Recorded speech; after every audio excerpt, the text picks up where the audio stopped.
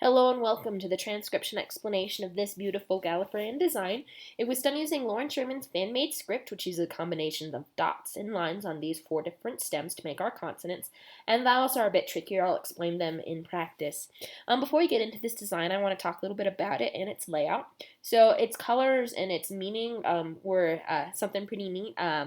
To support retinitis pigmentosa, and it's also a commission for a Facebook banner picture. So that's why we have our support ribbons, and it's in these colors, and it's why it says what it does. Anyway, let's go ahead and look at our phrasing and formatting. So this bit here is kind of a sentence, and it says a loss of sight. And then this little connecting word is never. And then this sentence is a loss of vision. So I have kind of 3 sentence circles set up here, even though this one contains just a word, but because it's kind of like 3 ideas. Anyway, so you read Sherman's script bottom counterclockwise, and the sentence circles kind of just connect from that.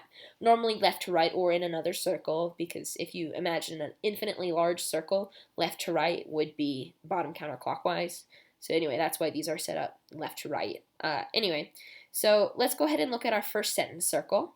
And here's the bottom of it, and here's our first word circle. So this word circle has just one little vowel with it. So this is a smaller circle, so it's a vowel, and it's located outside the word circle. So this is like the word circle, and A's are the only ones that hang out outside of it. So by itself, an A looks like that. So this is the word Continuing around, here's our next word. Here's the bottom of it. This stem here has 3 dots on it, so we know it's going to be in this column, and it's a circle inside our word circle, so we know it's in this row, so that is an L, and then on it there's another little vowel, and it is on a J stem, so we know it's going to be here, here, here, here, because this is like an A, B, A, J, A, T, A, T, H, A. Anyway, it is like a bead on a string, so that's an O. If it were inside it, it would be an E, but it's like a bead on a string, so it's an O. So that's an O. Continuing around, here's our next stem. It is a 50% or less completed circle, so it's in this row, and it has 1, 2, 3 lines ending on it, so it's in this column, so that's an S. And then same thing here.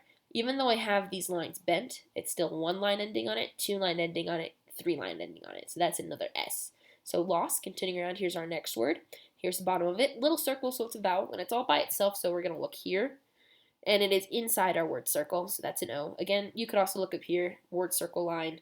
O's are inside, A's are outside, E's, I's, U on the line, so that's an O. And then we have this. Now, it's kind of hard to tell that this line actually stops here and starts again here. So it ends here, and it ends here, so that counts for 2 lines, and then we have our 3rd line here. So 1, 2, 3 lines on an omega, 3 lines on an omega stem, that's an F. So of, continuing on, here's our last word.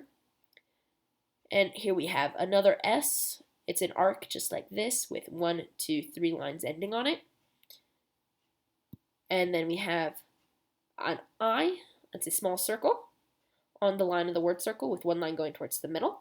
So on the line of the word circle, line going towards the middle, like this. So SI. Now we have a stacked stem.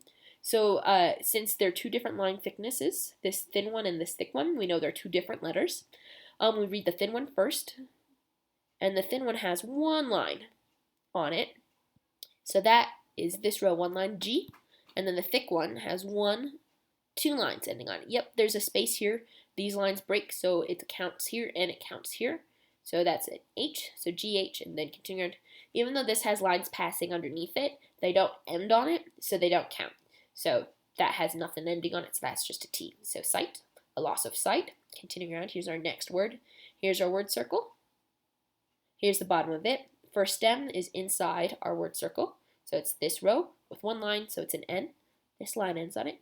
And then we have a little E in the middle of it, like that, like a J-E, except this is an N-E.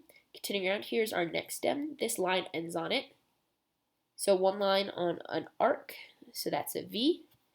Then we have a little circle, kind of in the background there, on the line of the word circle.